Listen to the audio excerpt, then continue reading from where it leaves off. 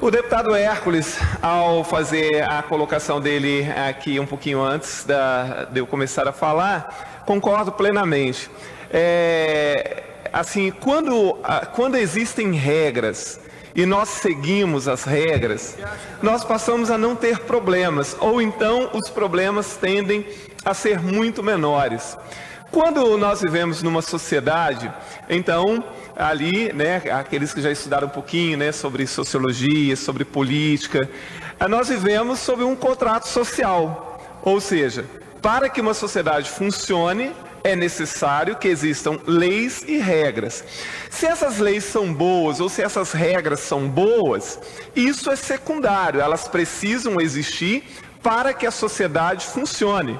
Então, assim, quando nós falamos assim, eu tenho total liberdade, em termos, a nossa liberdade, ela é limitada pelo contrato social. Eu não tenho liberdade para fazer tudo o que eu quiser, eu tenho liberdade para fazer aquilo que está estipulado dentro das normas, das regras, da lei, da Constituição, né? Então, se eu falo assim, eu tenho liberdade para fazer o que eu quiser. Então, assim, se eu quiser matar uma pessoa, eu posso? Não posso, quer dizer, está determinado pelas regras.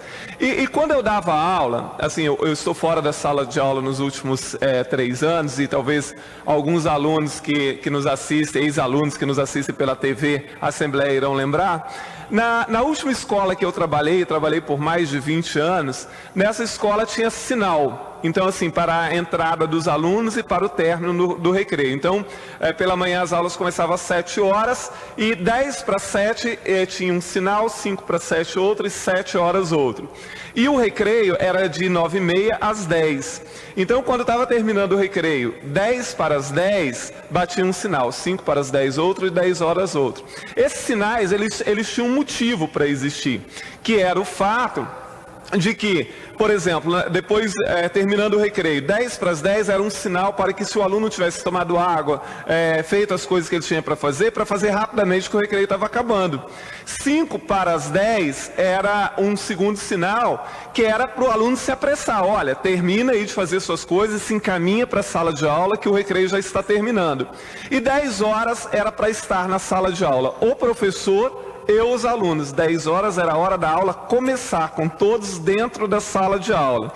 Então, isso muitas vezes não acontecia, às vezes até por responsabilidade dos professores, que não se encaminhavam também para a sala de aula.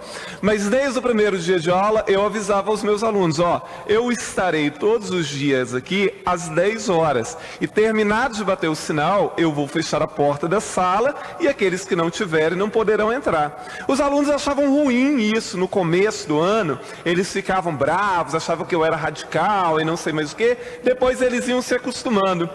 E era muito raro, a partir da 3ª, 4ª semana de aula, que algum aluno chegasse atrasado na minha aula.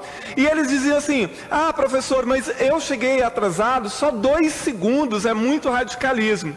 E eu explicava para eles assim, depois que a regra foi quebrada, não interessa o quanto ela foi quebrada, porque ela já foi quebrada. Então, se eu deixo você entrar, porque você chegou apenas 2 segundos atrasado, por que eu não vou deixar entrar aquele que chegou 3 segundos atrasado? Porque ele só chegou 1 segundo atrasado em relação a você. E assim sucessivamente. Então, depois da regra quebrada, neste caso, não interessa se chegou atrasado 2 segundos ou meia hora, porque a regra já está quebrada. Isso parece meio radical, mas eu acho que as escolas, e um dos pressupostos básicos da educação brasileira é formar para a cidadania. E o pressuposto básico da cidadania é você cumprir com os seus deveres para poder exigir os seus direitos. E eu dizia, argumentava com eles na sala de aula, eu dizia assim, olha, a regra, a lei, a norma, ela não é boa nem ruim, ela serve para organizar a sociedade. E se eu não gosto da lei, ou se eu não gosto da regra, eu não estou autorizado a não cumpri-la. Então eu tenho que lutar para mudá-la, né? Mas enquanto não for mudada, eu não estou autorizado a não cumprir. É como você pensar, então, aí eu dizia para eles, isso que parece tão simples aqui é o que vai se avolumando na sociedade. Então as pessoas acham que pode, porque elas não gostam da lei do trânsito, elas podem infracionar a lei do trânsito, elas não gostam de pagar imposto, então isso te autoriza a sonegar impostos.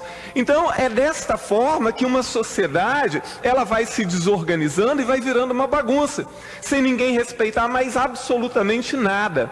E nós, homens públicos, devemos ser os primeiros a dar exemplo de cumprimento de leis, normas e regras para a sociedade.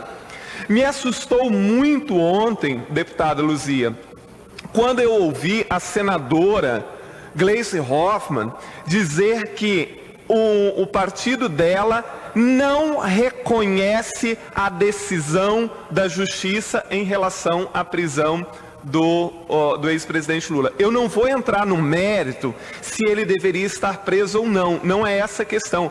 Mas como uma senadora da República diz que não reconhece a decisão do judiciário, eu acho que ela poderia, e isso é um direito democrático dela, dizer que discorda da decisão e que vai lutar para reverter a decisão. Agora, quando uma senadora vai a público dizer que não reconhece uma decisão da justiça, isso é gravíssimo, porque então parece que quem está lá em cima está autorizando aqui a quem está embaixo também a não cumprir. Então já imaginou se um pai, por exemplo, vou dar um exemplo elementar, um pai que foi condenado a pagar pensão alimentícia ao seu filho, ele diz assim, eu não reconheço a decisão da justiça. Então, não reconhece, então ele não vai fazer. Ora, não, um país não pode ser dessa forma. O homem público não pode se pronunciar desse jeito, independente do que você pense ou não de uma decisão judicial, ou de uma lei, ou seja lá do que, ninguém está autorizado a não reconhecer isso. Discordar é uma coisa, e aí isso é democrático. Eu posso dizer assim, eu discordo do imposto que é cobrado, eu discordo dessa regra, mas eu não posso dizer, eu não reconheço essa lei, eu não reconheço essa regra, eu não reconheço essa decisão judicial. Isto é de uma gravidade imensa, principalmente num momento em que as instituições no Brasil estão tão desacreditadas e que os homens públicos, de uma forma geral no Brasil, estão tão desacreditados. Não é possível que as coisas funcionem desse jeito. Não é assim que nós vamos conseguir tirar esse país do buraco. E aí eu volto àquilo que eu estava dizendo. O exemplo é a melhor coisa para melhorar uma sociedade.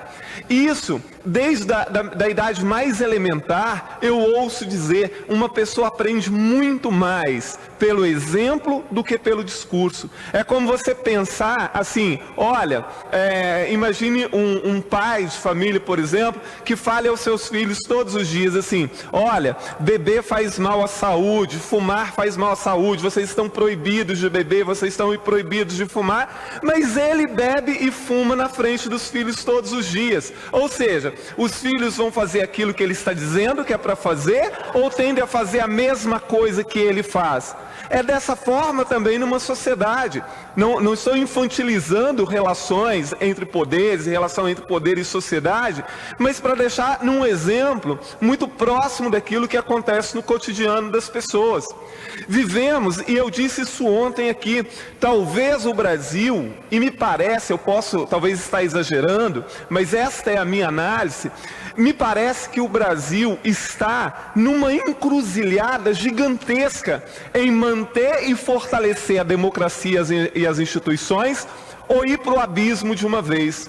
Porque quando uma sociedade passa a não acreditar e a não respeitar mais as suas instituições, então nós voltamos à selvageria, nós vamos cair numa bagunça generalizada e num caos absoluto. E quando os homens públicos vêm a público, eles próprios, desmoralizando as instituições, isso é gravíssimo. Uma coisa é criticar aquelas pessoas que fazem parte do judiciário, ou do legislativo, ou do executivo. Outra coisa é as pessoas desqualificarem a importância dessas instituições. Não é a mesma coisa. A gente não pode relacionar uma coisa desta forma e por isso a minha preocupação. E nós vemos em escala global uma coisa muito parecida com o que está acontecendo no Brasil. Aqueles que nos ouvem em casa devem lembrar das suas aulas de história. A grande conquista que foi para a humanidade a democracia e a tripartição de poderes. Isso foi uma conquista fantástica. A democracia não é perfeita, a tripartição de poderes não é perfeita, mas foi o melhor que o homem já conseguiu em toda a sua história. Preservar essas conquistas é fundamental. E quando nós começamos a agir desqualificando as instituições, achando que são as instituições que não prestam, a democracia que não presta, ao invés de lutarmos para modificar os homens que ocupam esses locais, nós caminhamos para o abismo e para um retrocesso sem precedente. E fazendo um paralelo com o que está acontecendo em escala global, que é tão preocupante quanto o que está acontecendo aqui.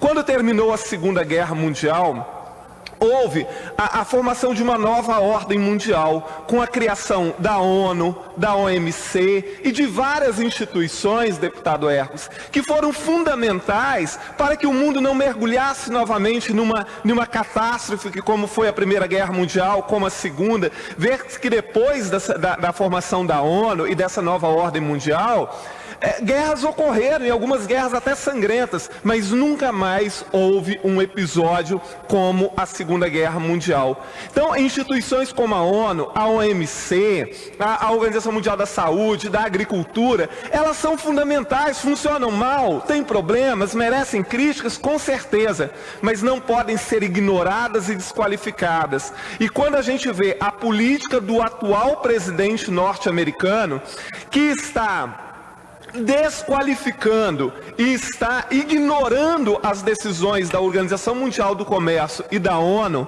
nós caminhamos para o abismo em nível internacional também.